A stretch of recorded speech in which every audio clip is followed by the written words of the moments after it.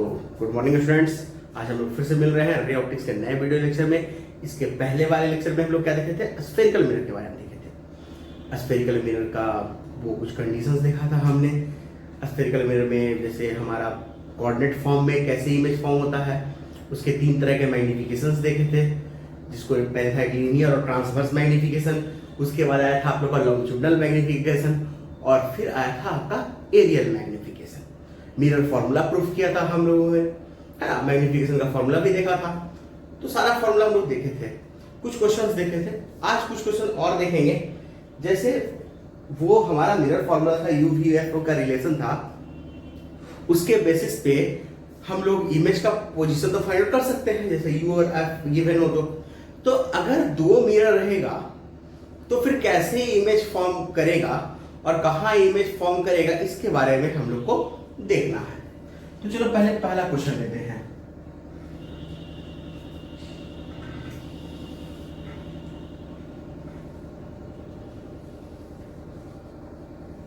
ठीक है, ये कनकेव मिरर है, ठीक है, और इधर एक पे आपका कन्वेक्स मिरर है, ठीक है। कह रहा है कि इसका फोकल लेंथ 20 सेंटीमीटर है, इसका फोकल लेंथ आपका 10 सेंटीमीटर है, और ये इन दोनों का लाइन ज्वाइनिंग है, मतलब उसके पोल का, और इन दोनों के लाइन ज्वाइनिंग में यहाँ एक ऑब्जेक्ट रखा हुआ है। पोल के लाइन ज्वाइनिंग में यहाँ इसका डिस्टेंस दिया हुआ 45 सेंटीमीटर, और ये डिस्टेंस दिया हुआ है 10 सेंटीमीटर, ठीक है। और हमको कैलकुलेट करना है कि 2 रिफ्लेक्शंस के बाद इमेज कहां फॉर्म करेगा, ठीक है। और कह रहा है कि इसको आप लोग इसको आप लोग M1 मान लो, इसको M2। कह रहा है कि इमेज का पोजीशन बताना है, ठीक है, पोजीशन ऑफ इमेज बताना है हम लोग को आफ्टर 2 रिफ्लेक्शन, 2 रिफ्लेक्शन के बाद, ठीक है ना। 2 रिफ्लेक्शन के बाद हमारा इमेज का पोजीशन क्या होगा, ये हमें बताना है। चलिए ठीक है, समझते हैं इसको। तो पहला तो मिरर M1 हो गया, तो पहला तो लाइट रे इसके पास ही आएगा, ठीक है। ये तो फिक्स है कि लाइट रे इसके पास ही आएगा, इसमें कोई शक नहीं है। मान लो ये लाइट रे इसके पास गया। अब हम लोग पढ़े थे कि जिस तरफ से लाइट रे जा रही होती है उसको हम लोग हमेशा निगेटिव लेके चलते हैं, दूसरे साइड पॉजिटिव। यानी जो ये U का जो डिस्टेंस 10 सेंटीमीटर हमको मिल रहा है, वो उस वाले इस मिरर के लिए क्या रहेगा, हमेशा निगेटिव।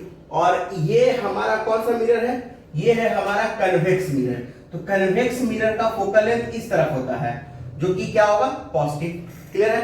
तो हमारा M1 के लिए, तो जब हम बात M1 की करेंगे तो M1 के लिए क्या होगा, तो M1 के लिए U हो गया मेरा -10 सेंटीमीटर और F हो गया +10 सेंटीमीटर, ठीक है। हमको V निकालना है, तो V इक्वल्स व्हाट है, तो V का फॉर्मूला एक था UF upon U minus F, लिखवाया हुआ होगा, देख लीजिएगा, ठीक है। तो -10 इंटू 10, ठीक है, -10, तो ये हो जाएगा आपका -100 डिवाइड बाई -20, यानी 5 सेंटीमीटर। तो V यहां जो प्लस आ रहा है, इसका मतलब क्या है कि इमेज कहीं यहां बना होगा, ठीक है। यानी ये पॉइंट रहा होगा इमेज का। ये लाइट रे रिफ्लेक्शन के बाद, और इसको थोड़ा और बड़ा कर लेते हैं क्योंकि मिरर बोर्ड छोटा है, वो क्या करोगे। तो ये आपका लाइट रे यहां आ रहा था, इसलिए इसका इमेज कहां मिला हमको, इस पॉइंट पे मिला, जो 5 सेंटीमीटर की दूरी पे है। अब इस बात को सोचो कि इस वाले मिरर के लिए, ठीक है, जो हमारा कनकेव मिरर M2 है, उसके लिए लाइट रे इस पॉइंट O से आता हुआ दिख रहा है या ऐसे आता हुआ दिख रहा है, तो उसको लाइट रे इस तरफ से आता हुआ दिख रहा है। यानी उसको फील आएगा कि ये जो इमेज तुम पहला बनाए हो I1, वो उसके लिए ऑब्जेक्ट की तरह है। यानी उसको ऑब्जेक्ट O फील नहीं होगा, उसको ऑब्जेक्ट कौन फील होगा, I1 फील होगा, क्योंकि हम लोग मिरर में ऑब्जेक्ट उसको फील करते हैं जिधर से लाइट रे आ रहा होता है, ठीक है। जैसे हम लोग उसके मिरर के सामने खड़े होते हैं, तो मिरर को हमसे लाइट रे मिलता है, तो उसके लिए हम लोग ऑब्जेक्ट हो गए। तो यहां इस मिरर को लाइट रे किसके थ्रू आ रहा है, I1 के थ्रू, तो उसको I1 फील होगा ऑब्जेक्ट की तरह। तो जब हम मिरर M2 के लिए सॉल्व करेंगे, किसके लिए सॉल्व करेंगे? M2 के लिए। तो M2 के लिए सॉल्व करते हैं तो क्या होगा? तो M2 के लिए सॉल्व करेंगे तो मेरा U कितना हो जाएगा बताइए? तो ऐड करना होगा सारे को। तो 45 और 10 कितना? 55 और 5 60। अब रहा बात माइनस ले या प्लस, तो लाइट रे इस तरफ से आ रही है ना, तो इस तरफ का सारा डिस्टेंस क्या लेंगे? निगेटिव, और इधर का सारा डिस्टेंस लेंगे पॉजिटिव। तो U हो गया -60 सेंटीमीटर, और ये हमारा कौन सा मिरर है? कनकेव। इसका मतलब इसका फोकल लेंथ भी इसी तरफ होगा, है ना? तो फोकल लेंथ अगर इस तरफ होगा, इसका मतलब इसके फोकल लेंथ भी हम लोग निगेटिव ही लेंगे। फोकल लेंथ दिया है -20 सेंटीमीटर, और फिर हमको V निकालना है। तो V है क्या? तो V का फॉर्मूला भी हम लोग फिर वही लिखते हैं जो हमारे पास था, UF upon U minus F। U का वैल्यू कितना? -60 और ये -20, तो -60 मल्टीप्लाइड बाई -20 डिवाइडेड बाई कितना हो जाएगा? -60 और फिर ये माइनस माइनस प्लस, यानी -60 प्लस 20 इतना सेंटीमीटर। तो ये हो जाएगा -1200 और डिवाइडेड बाई कितना हो जाएगा? ये -40। तो ये डिवाइड करके आएगा आपका -30 सेंटीमीटर। यानी कहने का मतलब कि इसका इमेज यहीं कहीं 30 सेंटीमीटर की डिस्टेंस पर बन रहा होगा, ठीक है? यानी ये लाइट रे यहां से टकराने के बाद इस पॉइंट पर आता हुआ फील होगा। आता हुआ फील क्या? ये डायरेक्ट यहां मिल जाएगा। क्लियर है? और एक लाइट रे तो ऐसे भी गया होगा हर तरफ, क्योंकि पोल प्रिंसिपल एक्सिस के अराउंड जो भी लाइट रे जाता है वो पोल से मिलता है, और पोल और इसमें सेंटर ऑफ कर्वेचर भी आता है। इस प्रिंसिपल एक्सिस पे सेंटर ऑफ कर्वेचर वाला लाइन में से क्या होता है? सरफेस पे नॉर्मल होता है। तो नॉर्मल होता है तो जैसे लाइट रे गया वैसे ही लौट के वापस चला आया। तो ये आपको फाइनल इमेज कहां मिला? I2। फाइनल इमेज कहां मिला? I2 30 centimetre. कहां से? M2 मिरर से। क्लियर है? इसको जल्दी से नोट करिए। नोट हो गया आप लोग का? चलिए अब हम लोग इसके आगे चलेंगे।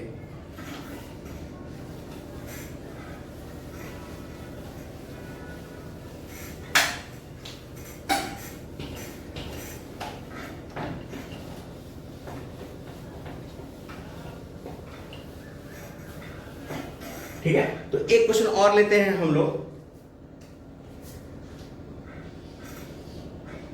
ये हमारा कौन सा मिरर है? कन्वेक्स मिरर है, और इस तरफ लिए हुए हैं हम लोग एक कनकेव मिरर, ठीक है? इसका फोकल लेंथ 10 सेंटीमीटर है और इसका फोकल लेंथ है 20 सेंटीमीटर, ठीक है? और जो ऑब्जेक्ट लिए हैं हम लोग, ऑब्जेक्ट, इसका डिस्टेंस ये 15 सेंटीमीटर है और ये 30 सेंटीमीटर है, ठीक है? फिर हमको वैसे ही कैलकुलेट करना है कि कितना होगा हमारा मतलब इमेज का डिस्टेंस। किसी भी मिरर से निकालने को दे सकता है, M1 से या M2 से, लेकिन वही आफ्टर 2 रिफ्लेक्शन, ठीक है ना? आफ्टर, याद रखना है कि 2 रिफ्लेक्शन ही कहेगा आपसे, या 3 कहेगा तो फिर 3 की बात करेंगे, ऐसा कुछ नहीं है। किसी किसी बुक में 3 भी रख सकता है, लेकिन जनरली एससी वर्मा शुरू से देखे थे एससी वर्मा 2 ही रखे थे, इसलिए लगता है सब लोग 2 ही रखता है। तो इसको M1 और इसको क्या मान लेते हैं? M2, ठीक है? तो हमारे पास 2 मिरर हो गया, M1 और M2। सॉल्व करना है, आप लोग इसको सॉल्व करिए, तब तक कोशिश करिए इसको पहले। चलो देखो, इसको देखते हैं। U का वैल्यू हमारे पहले M1 की बात करेंगे, ठीक है? तो लाइट रे अगर M1 पर जा रहा होगा तो कुछ ऐसे जा रहा होगा लाइट रे, तो ऑब्वियस है कि ये डिस्टेंस तो निगेटिव हो गया M1 के लिए, क्योंकि जिधर से लाइट रे जाती है वो डिस्टेंस निगेटिव रहता है। यानी अगर हम M1 की बात करें तो M1 के लिए U होगा -30 सेंटीमीटर और F होगा -20 सेंटीमीटर, क्योंकि कनकेव मिरर है। और आपको पहले भी ऐसे भी याद होगा, क्लास 10 में बताया गया है कि कनकेव मिरर का फोकल लेंथ हमेशा क्या होता है? निगेटिव। अगर वैसे भी नहीं तो इधर सोचिए कि कनकेव मिरर है तो इसका फोकल लेंथ इस तरफ ही रहा होगा, और इधर का सारा डिस्टेंस हमको क्या लेना है? निगेटिव में लेना है। चलिए, तो हमको क्या निकालना है? V का वैल्यू निकालना है। V क्या होता है? U into F by U minus F।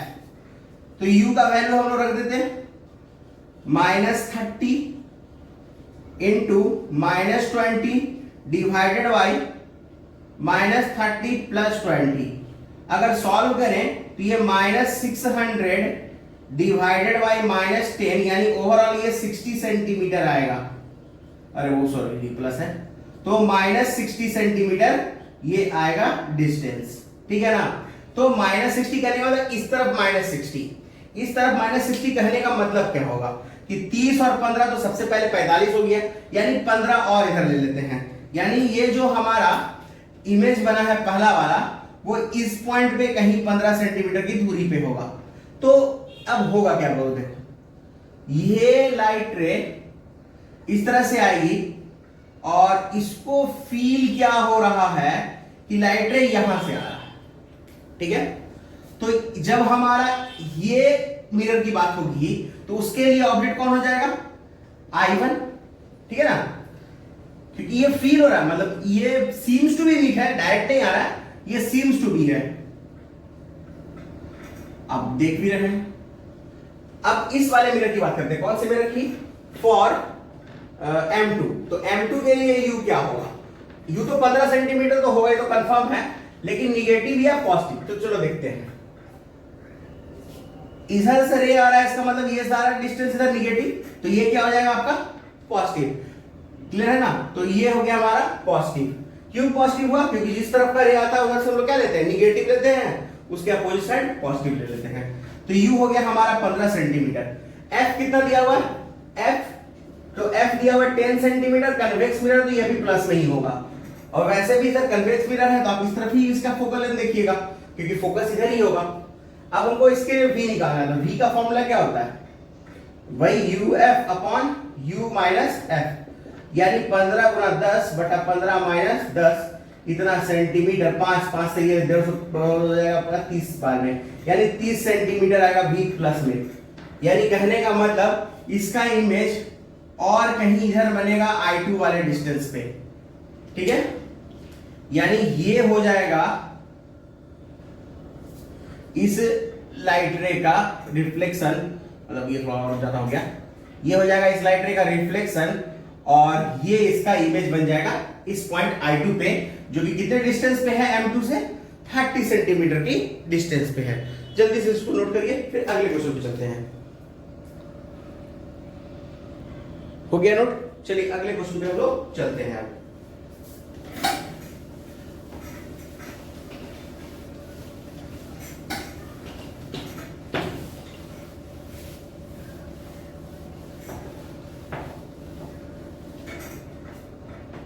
देखो, ये हमारा कनकेव मिरर है, ठीक है, जिसका फोकल लेंथ है 10 सेंटीमीटर, ठीक है। इसके सामने एक प्लेन मिरर रखा गया है, और ये मान लेते इसका प्रिंसिपल एक्सिस कनकेव मिरर वाले का, ये ऑब्जेक्ट है 15 सेंटीमीटर की डिस्टेंस पर, ठीक है ना, और ये जो टोटल डिस्टेंस लिया गया है इन दोनों के बीच का, ये है 45 सेंटीमीटर, ठीक है। अब हमको कैलकुलेट करना है कि 3 रिफ्लेक्शन के बाद, आफ्टर 3 रिफ्लेक्शन आपका इमेज का पोजीशन बताना है, मतलब आई बताना है कहां होगा, इमेज कहां होगा आफ्टर 3 रिफ्लेक्शन।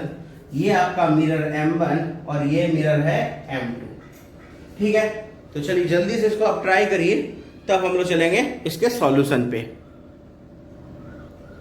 चलिए इसको शुरू करते हैं। तो सबसे पहले तो हमारा मिरर M1 है, तो उस पर एक लाइट रे भेजो। तो ये लाइट रे मान लो ऐसे गया होगा, तो इसका मतलब इधर का सारा डिस्टेंस निगेटिव और इधर का सारा डिस्टेंस पॉजिटिव। तो चलो U कितना हो गया हमारा, तो U हो गया हमारा -15 सेंटीमीटर, क्योंकि 15 सेंटीमीटर दिया हुआ था, माइनस इसलिए इधर का डिस्टेंस है। और वैसे ही हमारा F भी कितना हो जाएगा, -10, क्योंकि कनकेव मिरर फोकस इधर ही होगा आपका। तो हमको V निकालना है, V का फॉर्मूला वैसे ही फिर UF upon U minus F, result क्या हो जाएगा, -15 इंटू -10 डिवाइडेड बाई -15 प्लस 10, यानी ये ओवरऑल हो जाएगा -150 divided by plus 150 divide by -5, इतना सेंटीमीटर, यानी ये हो गया -30 सेंटीमीटर। तो हमने देखा ये कि हमारे लिए इस हमारे मतलब कहने का मतलब कनकेव मिरर के लिए जो ऑब्जेक्ट का इमेज बन रहा है वो यहां बन रहा है, ठीक है, फर्स्ट इमेज 30 सेंटीमीटर के डिस्टेंस पे। अब ये इमेज, ठीक है, अब ये इमेज क्या रहेगा, इसके लिए ऑब्जेक्ट की तरह बिहेव करेगा, ठीक है ना। तो इसके लिए जब ऑब्जेक्ट की तरह बिहेव करेगा तो यहां अगर हम देखें तो इसके लिए u कितना हो गया, तो 30 और ये 45 है तो 15 सेंटीमीटर। और प्लेन मिरर में तो कोई टेंशन नहीं होता है UVF का, वहां तो डायरेक्ट जितना ऑब्जेक्ट का डिस्टेंस उतना ही इमेज का डिस्टेंस, लेकिन वो परपेंडिकुलर होना चाहिए मिरर पे, तो वैसे ये परपेंडिकुलर हमको दिख भी रहा है। तो कहने का मतलब कि जो यहां इमेज बनेगा I2 वो बनेगा 15 सेंटीमीटर की डिस्टेंस पे, इस पॉइंट पे इसका इमेज बन गया, ठीक है, ठीक है। चलिए तो इसको पहले हम ऐसे क्रिएट कर लेते हैं। मान लो ये थोड़ा सा अजीब लगेगा देखने में, बोर्ड छोटा होने के कारण तकलीफ होता है।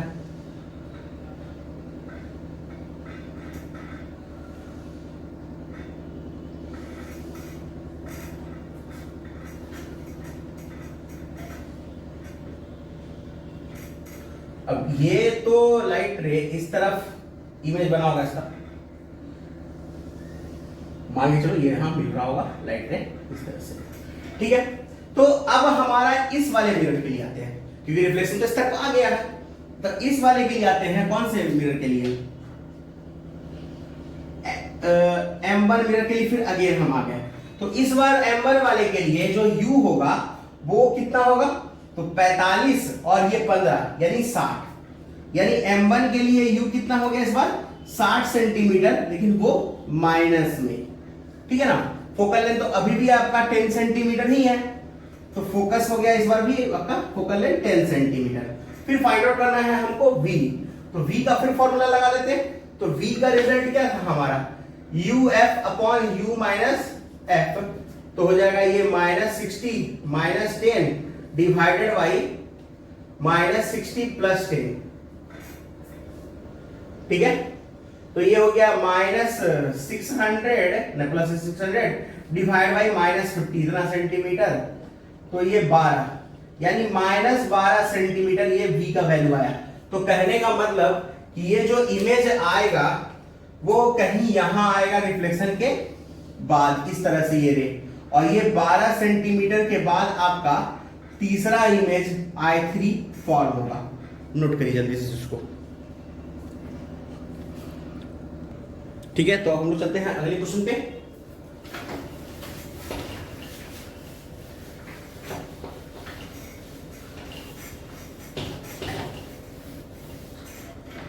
देखो अगला क्वेश्चन,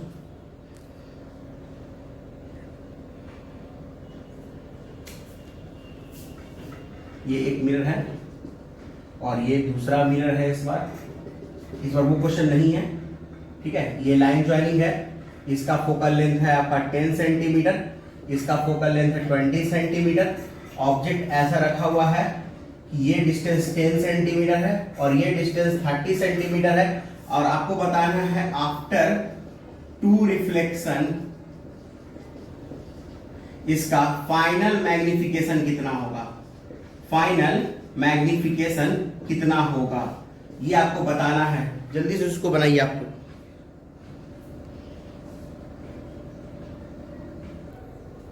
ठीक है, चलो अब सॉल्व करते हैं इसको।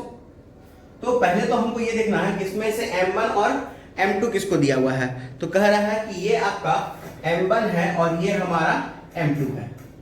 चलो सॉल्व करते हैं। तो इस वाले के लिए देखो U कितना है, M1 वाले के लिए, M1 वाले के लिए U है -30 सेंटीमीटर, क्योंकि इधर से इसके वे रह जाएगा, और F कितना है -20 सेंटीमीटर, इसका फोकस भी इसी तरफ ही आएगा।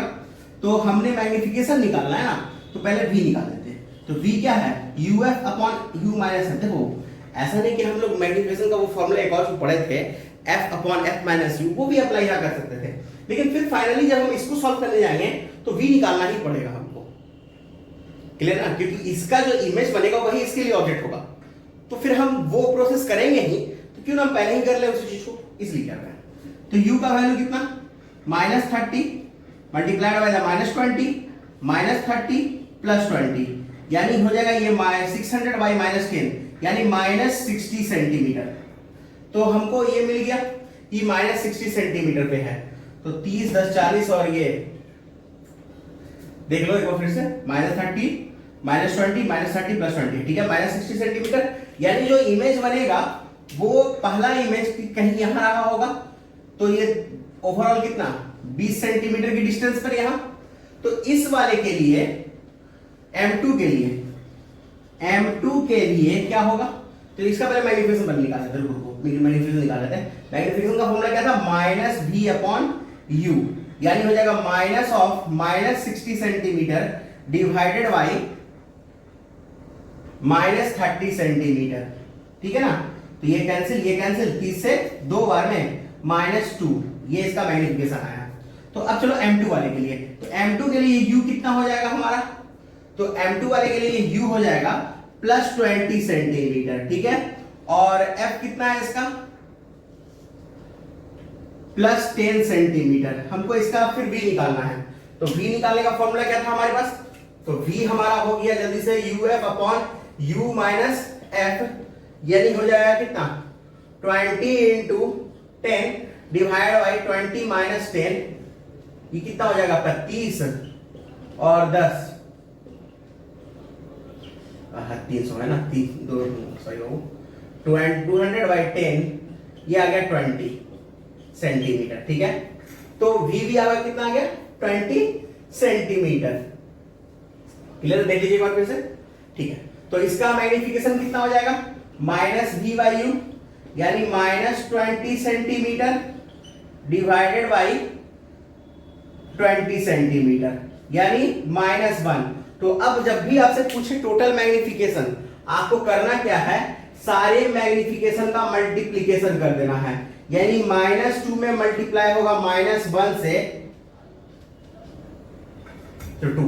आप ऐसे भी इसको समझ सकते थे कि देखो इसका फोकल लेंथ 10 सेंटीमीटर है और ऑब्जेक्ट रखा गया 20 पे, इसका मतलब कि ऑब्जेक्ट कहां है, सेंटर ऑफ कर्वेचर पे है, सेंटर ऑफ कर्वेचर पे है, इसलिए इमेज भी कहां बनेगा, सेंटर ऑफ कर्वेचर पे। वैसे सॉल्व तो हम कर दिए, लेकिन आप ऐसे भी सोच सकते थे कि जब ऑब्जेक्ट सेंटर ऑफ कर्वेचर पे है तो इमेज कहां बनता है, सेंटर ऑफ कर्वेचर पे, हम लोग पढ़े हैं, तो वो कंसेप्ट भी यूज किया जा सकता था। और जब टोटल मैग्निफिकेशन की बात करेंगे, करना क्या होगा, आपको सारे मैग्निफिकेशन का मल्टीप्लिकेशन, मान लो यहां पर 3 मिरर रहता, ठीक है, और उसके बाद मैग्निफिकेशन पूछता, तो आप क्या करते, 3 बार मल्टीप्लिकेशन करते, पहले का M1 फिर दूसरे का M2 फिर तीसरे का M3, इस तरह से सो ऑन करते। कोई दिक्कत, इसको नोट करिए जल्दी से, नोट हो गया। अब हम लोग इसके आगे के टॉपिक पे चलेंगे, ठीक है। चलो इसके आगे के टॉपिक पे चलते हैं।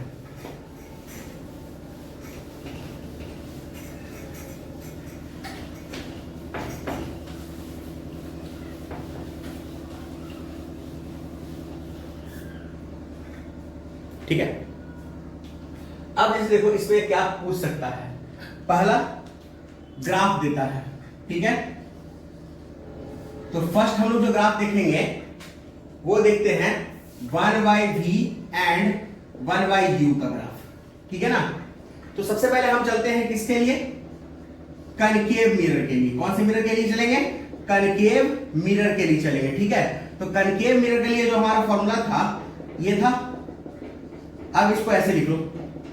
अब उसका कारण समझो, क्योंकि हमको जो ग्राफ प्लॉट करना है वो इस तरह से प्लॉट करना है, क्योंकि हमसे कहा गया है 1/v 1/u का ग्राफ, तो ग्राफ इस तरह से प्लॉट करना है हम लोग को कि ये हो जाएगा 1/u x एक्सिस पे और 1/v किस होगा, एक्सिस पे, y एक्सिस पे, ठीक है ना। तो अब जरा सोचो ध्यान से, यहां पे अगर इसको कंपेयर करेंगे y equals to mx plus c से, तो y एक्सिस पे तो हमारा 1/v दिख रहा है, x एक्सिस पे 1/u दिख रहा है, और जो y इंटरसेप्ट था वो मिल रहा है 1/f। लेकिन ये माइनस में मिलेगा, ये निगेटिव होगा। क्यों? क्योंकि हमने कौन सा मिरर लिया है, वो है हमारा कनकेव मिरर। तो कनकेव मिरर के लिए हम जानते हैं कि फोकल लेंथ निगेटिव होता है, और स्लोप यहां कितना आ रहा है, तो स्लोप -1 आ रहा है। इसका मतलब कि tan थीटा -1, तो थीटा आ जाएगा 135 डिग्री। ठीक है ना? तो आपको इसका इंटरसेप्ट भी निगेटिव लेना है, और वो स्लोप एंगल कितना होना चाहिए, एक्स एक्सिस के पॉजिटिव डायरेक्शन से 135 डिग्री। यानी ये जो ग्राफ होगा कुछ इस तरह से प्लॉट किया जाएगा, और ये हो जाएगा आपका 1/f। फिर वैसे ही हमसे ये भी पूछा जा सकता है कि कन्वेक्स के लिए क्या होगा। तो कन्वेक्स मिरर के लिए जब हम सॉल्व करेंगे, फिर वही रिजल्ट हम लोग लिखते हैं 1/v equal to -1/u plus 1/f। Slope अभी भी आपका -1 है, यानी थीटा अभी भी 135 डिग्री है, लेकिन जो y इंटरसेप्ट है c, जिसका वैल्यू 1/f है, ये आपका पॉजिटिव है। क्या है? पॉजिटिव है, यानी इसका ग्राफ कुछ इस तरफ से प्लॉट किया जाएगा। ग्राफ किधर प्लॉट करेंगे हम लोग, इसका इस तरफ प्लॉट करेंगे, और ये वैल्यू हो जाएगा 1/f। इसका हम लोग माइनस लिए, इसको प्लस लिए। ये किसका हो गया, कन्वेक्स वाले का, और ये किसका हो गया, कनकेव वाले का। जल्दी से इसको नोट करिए आप लोग।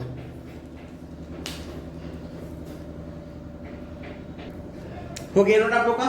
अब हम लोग ग्राफ देखेंगे u और v का। ठीक है, किसका ग्राफ देखेंगे, u और v का ग्राफ देखेंगे। तो graph between u and v। तो सबसे पहले ये देखो, हमारा इक्वेशन क्या है, 1/u plus 1/v plus 1/f equal 1। तो ये जब हम u और v का ग्राफ देखेंगे तो वो हाइपरबोला के फॉर्म में आएगा। ठीक है, और हम लोग ये पढ़े हैं कि अगर u मतलब इंफिनिटी हो तो f आपका मतलब इमेज बनता है, यानी v आपका फोकस पे बनता है। ठीक है, कनकेव का बात ही कर रहे हैं अभी हम लोग, कनकेव मिरर की बात कर रहे हैं। ठीक है, और वैसे ही अगर हमारा u आपका -f हो तो v आपका -इंफिनिटी हो जाता है। ठीक है, यानी इंफिनिटी पर बनने वाले और इंफिनिटी पर रहने वाले ऑब्जेक्ट का इमेज फोकस पे, और फोकस का इंफिनिटी पे। तो फोकस पे हम लोग क्या करेंगे, एसिम्प्टोट बनाएंगे। ठीक है, कौन से फोकस पे, माइनस के फोकस, माइनस में लेंगे फोकल लेंथ को, क्योंकि हमने कौन सा मिरर लिया है, कनकेव मिरर लिया है, u और ये v। यानी एक एसिम्प्टोट यहां बनेगा आपका -f पे, और दूसरा एसिम्प्टोट यहां बनेगा। ठीक है, ये भी -f और ये भी -f। अब ग्राफ बनाने का बहुत सिंपल है कि अगर हम देखो पोल पर कोई ऑब्जेक्ट को ले लें, u अगर 0 कर दे तो v भी आपका 0 आएगा। जैसे देखो, अगर हम यहां u 0 कर दें, 1/0 क्या होता है, इंफिनिटी। इंफिनिटी को इस तरफ लेके चल जाओ, इंफिनिटी किसी में घटे या बढ़े वो इंफिनिटी ही कहलाएगा। अब इंफिनिटी यहां से डिवाइड होगा, मतलब इसको v को हम उल्टा करेंगे तो ये v और ये इंफिनिटी था, तो 1/इंफिनिटी तो 0 आ जाएगा। तो इसका जो ग्राफ है वो क्रॉस करता है इस ओरिजिन से। ओरिजिन इस बात को बताता है कि जो हमारा ग्राफ है वो इसलिए इसको क्रॉस कर रहा है क्योंकि u 0 है तो v भी क्या होगा, 0 होगा। फिर वैसे ही ये भी इधर भी एक ग्राफ आ जाएगा आपका, और ये पूरा का पूरा ग्राफ ये y equal to x line के लिए सिमेट्रिक होता है। y equal to x line के लिए क्या होता है, सिमेट्रिक होता है। ठीक है ना, इसको नोट कर लीजिएगा। ये हुआ कनकेव वाले का। फिर अब देखते हैं हम लोग कन्वेक्स वाले का, जल्दी से नोट करिए।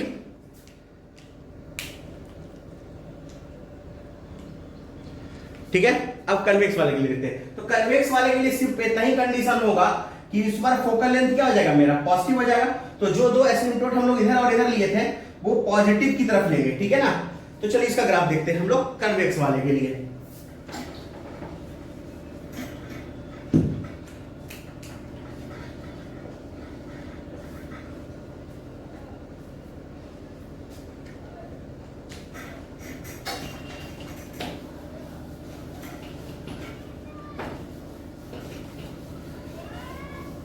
तो कन्वेक्स वाले के लिए जब हम ग्राफ देखेंगे तो देखिए क्या होगा।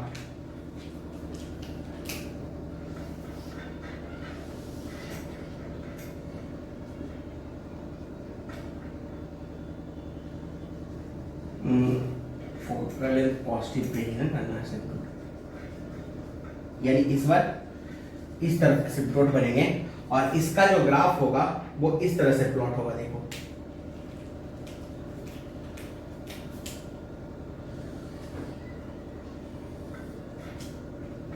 और ये भी ग्राफ किसके लिए सिमेट्रिक होगा, y इक्वल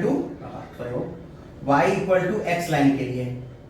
और उसका कारण आपको समझ में आ रहा होगा, क्योंकि अगर x का वैल्यू f है, देखो अगर ध्यान से देखोगे तो इस पॉइंट के लिए x का वैल्यू भी f है तो y का वैल्यू भी f है, क्योंकि ये दोनों f ही लाइन है ना हमारा। तो ये भी y इक्वल टू x के लिए क्या होगा, सिमेट्रिक होगा। तो कन्वेक्स वाले का नोट कर लीजिए जल्दी से, u और v का ग्राफ। तो हम लोग थोड़ा सा और आगे चलते हैं। तो ये हो गया है नोट आप लोग का। अब हम लोग देखेंगे इसके बाद वेलोसिटी ऑफ इमेज। ठीक है, इमेज की वेलोसिटी हम लोग प्लेन मिरर में देखे थे, तो अब हम लोग देखेंगे किस मिरर में, स्फेरिकल मिरर में। क्लियर है ना? चलो देखो, तो पहले हम लोग चल रहे हैं किसका, वेलोसिटी ऑफ इमेज किसमें, स्फेरिकल मिरर में। ठीक है, तो मान लो ये हमारा स्फेरिकल मिरर है और हम यहाँ कोई ऑब्जेक्ट रखे हैं जो बेचारा घूम रहा है किसी तरफ। ठीक है ना? तो अब हम माने क्या कि पहला केस कि object is moving along the principal axis. किस एक्सिस के तरफ, प्रिंसिपल एक्सिस के तरफ मूव कर रहा है। ठीक है ना? तो चलो, तो इस केस में होगा क्या, तो सबसे पहले जो हमारा फॉर्मूला होगा क्या, यू चेंज कर रहा है ना, यू चेंज करेगा तो वी भी चेंज करेगा। यू क्यों चेंज कर रहा है, क्योंकि ये मूव कर रहा है। अगर इधर आ रहा होगा तो बढ़ेगा, इधर आ रहा होगा तो घटेगा। तो सबसे पहले हम देखते हैं यू और वी का कोई रिलेशन है कि नहीं हमारे पास। तो 1/v + 1/u equal to 1/f। Differentiate कर दो किसके रिस्पेक्ट में, t के रिस्पेक्ट में डिफरेंशिएट करेंगे तभी तो मेरा वेलोसिटी मिलेगा। तो कितना हो जाएगा, d/dt 1/v, d/dt 1/u, और ये कांस्टेंट है, इसका डिफरेंशिएशन 0। भैया ये o है, इसका डिफरेंशिएशन 0। तो -1/v² dv/dt -1/u² du/dt equal 0 हो जाएगा। तो ये हो जाएगा इमेज की वेलोसिटी, यानी अरे एक्चुअली 0 क्यों करें, इक्वल तो हम माइनस पहले ही कर दिए। तो चलो माइनस है ना, एक काम करो माइनस को भी इधर ही रहने दो। ठीक है, जो इसका है रिजल्ट इसको 0 रखने दो। ठीक है, तो ये हमारा इमेज की वेलोसिटी है इनटू -1/v² इक्वल्स क्या हो जाएगा, ऑब्जेक्ट की वेलोसिटी इनटू 1/u²। तो इमेज की वेलोसिटी कितनी हो जाएगी, -v²/u² इनटू ऑब्जेक्ट की वेलोसिटी। अब बताओ ये चीज कि ये जो हम लोग ऑब्जेक्ट का डिस्टेंस कैलकुलेट करते हैं इस मिरर के रिस्पेक्ट में कैलकुलेट करते हैं, तो जब डिस्प्लेसमेंट मिरर के रिस्पेक्ट में है तो ये वेलोसिटी भी किसके रिस्पेक्ट में आएगा, मिरर के रिस्पेक्ट में। तो ये हमारा फॉर्मूला हो गया। ठीक है, लेकिन कब, जब ऑब्जेक्ट मूव करेगा किधर, to along the principal axis. अब दूसरा देखो, मान लो कि अगर ऑब्जेक्ट मूव कर रहा है, if the object moving along perpendicular to principal axis। अगर परपेंडिकुलर मूव करे प्रिंसिपल एक्सिस से तो क्या होगा। ठीक है, तो चलो अगर हम देखते हैं, ऑब्जेक्ट को इस बार यहां रखते हैं उसी जगह पर ओ पर, और अगर मान लो ये इधर मूव कर रहा हो किसी वेलोसिटी से, तो कौन सा चीज चेंज होगा, तो यहां पे हाइट ऑफ ऑब्जेक्ट चेंज हो रहा है। ठीक है, अगर हाइट ऑफ ऑब्जेक्ट चेंज हो रहा होगा तो कहीं ना कहीं हाइट ऑफ इमेज भी चेंज होगा, यानी यहां जो वेलोसिटी आ रही है वो हाइट ऑफ ऑब्जेक्ट के चेंज के कारण आ रहा है, तो इमेज में वेलोसिटी आएगी। तो हमको एक रिलेशन चाहिए जो हाइट ऑफ इमेज का हाइट ऑफ ऑब्जेक्ट से है, क्योंकि कहीं ना कहीं वेलोसिटी आना वहीं से। क्लियर है? तो height of image upon height of object को हम लोग कहते हैं -v/u, मैग्निफिकेशन वाला फॉर्मूला। तो हाइट ऑफ इमेज इक्वल्स क्या हो जाएगा, -v/u इनटू h। अगर तुम ध्यान से देखोगे, तुम इधर मूव कर रहे हो, इसका मतलब तुमने u को तो कांस्टेंट मान लिया, तो u कांस्टेंट तो v भी क्या हो जाएगा, कांस्टेंट, क्योंकि u का जब वैल्यू हम फिक्स करते हैं तो v का वैल्यू अपने आप फिक्स हो जाता है। तो अब हम करेंगे कि अगर हम डिफरेंशिएट करेंगे तो इसको पूरा कांस्टेंट मान के चलेंगे, तो dhi/dt इक्वल्स क्या हो जाएगा, इनटू dho/dt, यानी ये वेलोसिटी आ जाएगा किसका, इमेज का, ठीक है, जबकि ये गिवन होगा वेलोसिटी किसका, ऑब्जेक्ट का। लेकिन कंडीशन क्या है यहाँ पे, v और u क्या होना चाहिए, कांस्टेंट। अगर कभी ऐसा हो, कहीं ऐसा हो कि v चेंज कर रहा हो, u भी चेंज कर रहा हो, ठीक है, तो हम लोग क्या करेंगे, इस पूरे को डिफरेंशिएट करेंगे। तो फिर हमको v को भी डिफरेंशिएट करना होगा और u को भी, तो फिर पूरा वो फॉर्मूला लगाना पड़ेगा u v का, जो हम लोग पढ़े थे डिफरेंशिएशन में, उसको मल्टीप्लाई करके हम लोग, मतलब उसका अप्लाई करके हम लोग कर सकेंगे। इसको नोट करिए जल्दी से, बिल्कुल क्वेश्चन देखते हैं हम लोग। हो गया नोट? चलो अब हम लोग देखते हैं इसके क्वेश्चन पे।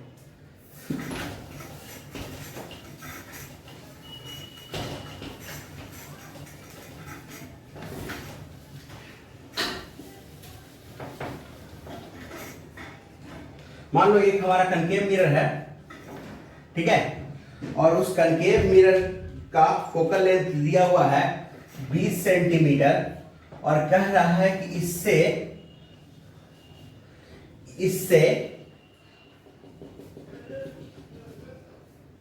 30 सेंटीमीटर की डिस्टेंस पर एक ऑब्जेक्ट रखा हुआ है, ठीक है ना, और ये ऑब्जेक्ट मूव कर रहा है 3 सेंटीमीटर पर सेकंड के वेलोसिटी से, और ये मिरर मूव कर रहा है 2 सेंटीमीटर पर सेकंड के वेलोसिटी से, और हमको फाइंड आउट करना है इमेज की वेलोसिटी, ठीक है ना। तो सबसे पहले हमारा u दिया हुआ है और v दिया हुआ है, ठीक है, अरे u दिया हुआ है, f दिया हुआ है। तो जो हम फॉर्मूला पढ़े हैं VIM का, वो था -v² इंटू VOM। तो कहीं ना कहीं हमको v निकालना है, चलो ठीक है, v निकालते हैं। तो v क्या हो जाएगा, UF/u - f। तो कनकेव मिरर है, रे इधर से ही जाएगा इस पर, इसका मतलब u निगेटिव और f तो निगेटिव है ही, कनकेव है इसलिए। तो हो जाएगा -30 -20 प्लस 20, यानी कितना हो जाएगा 600 डिवाइड बाई -10, यानी -60 सेंटीमीटर। ये वैल्यू किसका आ गया हमको, v का। तो अब चलो इसको सॉल्व करो, तो ये रिजल्ट क्या हो जाएगा, VIM है ना, तो क्या हो जाएगा VI - VM, रिलेटिव वेलोसिटी था IM, इमेज का मिरर के रिस्पेक्ट में, और ये क्या हो जाएगा -60 centimetre divided by u -30 centimetre whole square. Overall ये मैग्निफिकेशन ही है, अगर हम ध्यान से देखें तो मैग्निफिकेशन का ही स्क्वायर है ये। ऑब्जेक्ट की वेलोसिटी माइनस मिरर की वेलोसिटी, ये हो गया 2 टाइम में, तो रिजल्ट कितना हो गया VI माइनस, अब देखो ये जो मिरर की वेलोसिटी है वो निगेटिव डायरेक्शन में है ना, तो क्या हो जाएगा -2, ठीक है, इक्वल्स 2 का स्क्वायर 4 -4, ऑब्जेक्ट की वेलोसिटी कितनी 3 माइनस ऑफ -2, तो कितना हो जाएगा VI प्लस 2 इक्वल्स कितना हो जाएगा -4 इंटू 5, यानी VI कितना हो जाएगा -20 प्लस 2, तो VI आ जाएगा -18 सेंटीमीटर पर सेकेंड। नोट कर लीजिए जल्दी से इसको।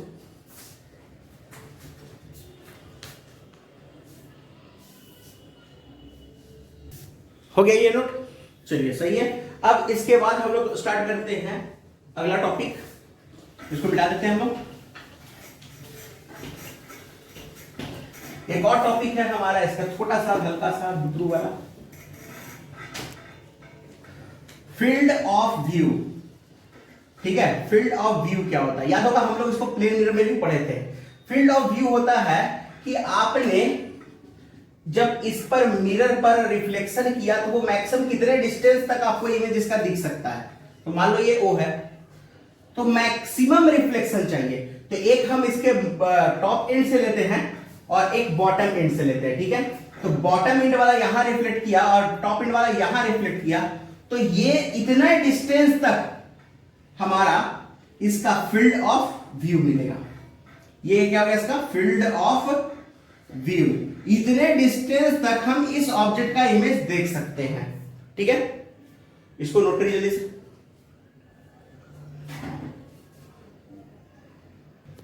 तो फील्ड ऑफ व्यू नोट हो गया आपका।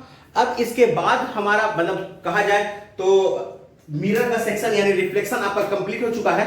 अब हम लोग बात इसके बाद करेंगे रिफ्रैक्शन की, है ना। थोड़ा सा उस पर चर्चा कर लेते हैं, थोड़ा बात पे कर लेते हैं, जैसे चाय पे चर्चा होता है। अरे अपना लोकसभा चुनाव चला था, वहां चाय पर चर्चा होती थी, तो आज हम लोग रिफ्रैक्शन पे चर्चा कर लेते हैं, बातें करते हैं इसकी। अब लोकसभा चुनाव तो है नहीं, यहाँ तो क्लास चल रहा है। तो रिफ्रैक्शन होता क्या है? रिफ्रैक्शन कहता क्या है कि जब लाइट रे एक मीडियम से दूसरे मीडियम में जाए तो उसको रिफ्रैक्शन कहते हैं, ठीक है ना। जो बेंडिंग होता है लाइट रे का, आप लोग पढ़े हैं क्लास 10th में, और उसमें कुछ बातें किए होंगे आप लोग रिफ्रैक्टिव इंडेक्स की। तो रिफ्रैक्टिव इंडेक्स में थोड़ा सा वो इलेक्ट्रोमैग्नेटिक वेव तो हम लोग पढ़े नहीं है, लेकिन हम वहां से थोड़ा सा एक फॉर्मूला यूज करना चाहते हैं जहां से आपको ये समझ में आए कि रिफ्रैक्टिव इंडेक्स होती क्या है, ठीक है। तो देखो, हमने पढ़ा है वेलोसिटी ऑफ लाइट का फॉर्मूला, वहां होगा, आप लोगों को मिलेगा। ये कभी कभी डायमेंशन में भी आपने यूज किया होगा। एम करीब में एक क्वेश्चन था इस टाइप का, पता नहीं 16 या 17 नंबर पे था, याद नहीं आ रहा हमको, कंफर्म पूरी तरह से नहीं है, लेकिन ये फॉर्मूला था, ये प्रूफ करना था इसका डायमेंशन। तो डायमेंशन के लिए हम लोग ये फॉर्मूला यूज कर सकते थे कि सी के इक्वल होता है और सी का डायमेंशन वेलोसिटी का LT - 1 होता है। तो ये था वैक्यूम के लिए, ठीक है ना, वैक्यूम के लिए। तो अब अगर तुम किसी मीडियम में जाओगे, किसी मीडियम में तुम अगर जाओगे, अभी हम इसको रिफ्रैक्शन की बात पूरी नहीं कर रहे हैं, बस सिंपल एक रिफ्रैक्टिव इंडेक्स आपको एक बता रहे हैं, ठीक है। तो अगर हम किसी मीडियम की बात करें तो वहां क्या हो जाएगा, ये √μ × E, और म्यू को क्या लिखते हैं हम लोग, μ0 × μr। ये तो आप पढ़ेंगे मैग्नेट में, और ये आप इलेक्ट्रोस्टैटिक्स में देख चुके होंगे, इसको E0 × ER कहते हैं, ठीक है ना। ऐसे ये मैग्नेट में भी आप देखे होंगे, इसमें कोई शक नहीं है, 1/, इतना। अब इसको अगर ध्यान से देखो तो इसको μ0 × ε0 लिख सकते हैं, और ये होगा μr × ER, और इतना को हम लोग कहेंगे C। तो V का वैल्यू कितना आ गया, C/√μr × ER। तो यहां से √μr × ER क्या हो गया, C/V। C/V यानी डिस्टेंस बाय वेलोसिटी, मतलब velocity in vacuum by velocity in medium, इसी को तो हम लोग RI कहते हैं एज ए डिफिनीशन। यानी कहने का मतलब RI है क्या, तो √μr × ER है। एज ए डिफिनीशन आपने क्लास 10 में पढ़े थे कि लाइट का जो वेलोसिटी होता है वैक्यूम में डिवाइड बाय द लाइट का वेलोसिटी जो होता है किसमें, किसी मीडियम में, उसी को हम लोग क्या कहते हैं, उसका RI समझते हैं ना, RI कहते हैं। क्लियर है, ठीक है, इसको नोट करिए। तो ये हो गया हमारा RI का मतलब एज अ डिफिनीशन। फिर आप लोग एक रिलेटिव रिफ्रैक्टिव इंडेक्स पढ़े थे कि दो मीडियम का रिलेटिव रिफ्रैक्टिव इंडेक्स क्या होता है, उन दोनों मीडियम के रिफ्रैक्टिव इंडेक्स का रेशियो। जैसे आप लोग पढ़े हैं μ2/1, क्या होता है μ2/μ1, जिसको 1μ2 भी कहते हैं, ये पढ़े हैं ना आप लोग। μ2/1 इक्वल होता है μ2/μ1, या इसको हम लोग लिखते हैं 1μ2, कुछ भी इस तरह से लिखते हैं ना हम लोग। तो इसको जल्दी से नोट करिए आप लोग, ठीक है, हो गया। तो एक काम करते हैं, रिफ्रैक्शन का डिफिनेशन लिखा ही देते हैं, ठीक है ना। चलो,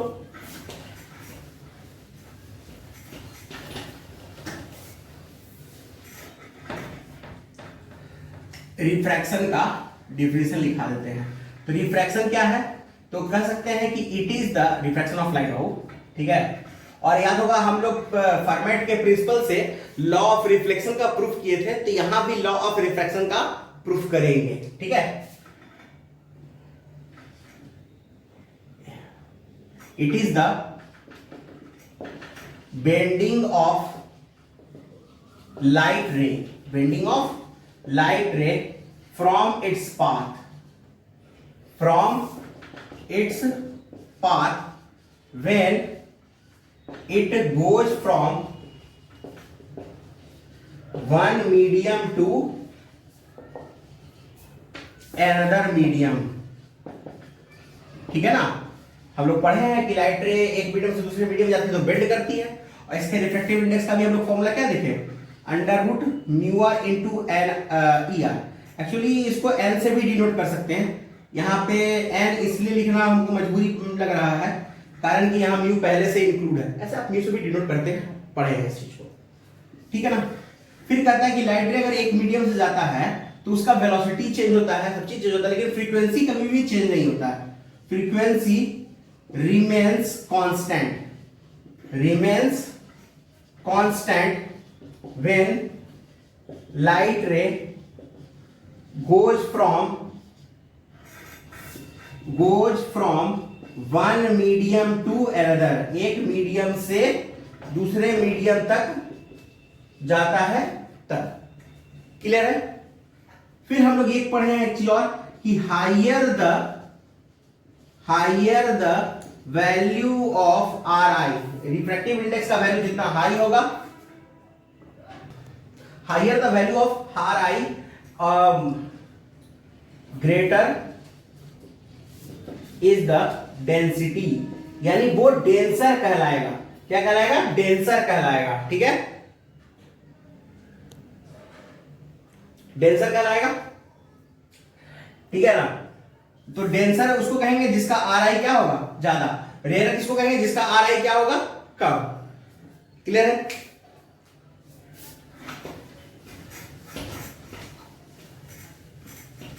जैसे आप लोग पढ़े हैं कि वाटर का रिफ्रैक्टिव इंडेक्स कितना होता है? 4/3।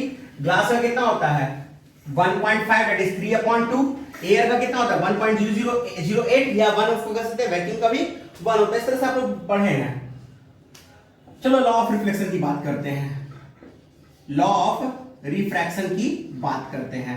तो रिफ्रैक्शन का लॉ क्या कहता है? तो एक तो आप लोग इसमें याद होगा कि हम लोग स्नेल्स लॉ पढ़े थे। ठीक है ना? स्नेल्स लॉ पढ़े हैं, याद आ रहा है कुछ? इसको μ2 रखते हैं, इसको μ1, जिससे लाइट रे आ रहा होता है उसको μ1 लेते हैं, जिसमें जा रहा होता है उसको μ2। ये अपना हम करें। ठीक है, स्नेल्स लॉ क्या कहता है? स्नेल्स लॉ था ना इसमें, तो स्नेल्स लॉ क्या था कि the ratio of sine of angle of incidence to the sine of angle of reflection is equal to relative refractive index. यानी कहने का मतलब sine I upon sine R equals to, अब देखो कौन सा पहले लिखा? याद रखना, जिसमें लाइट रे जा रहा होता है उसको पहले लिखते हैं हम लोग। जिसमें जा रहा होता है, जिससे आ रहा होता है ना, जिसमें जा रहा होता है उसको पहले लिखेंगे, यानी μ2 पहले लिखाएगा, तो ये हो जाएगा μ2 अपॉन μ1।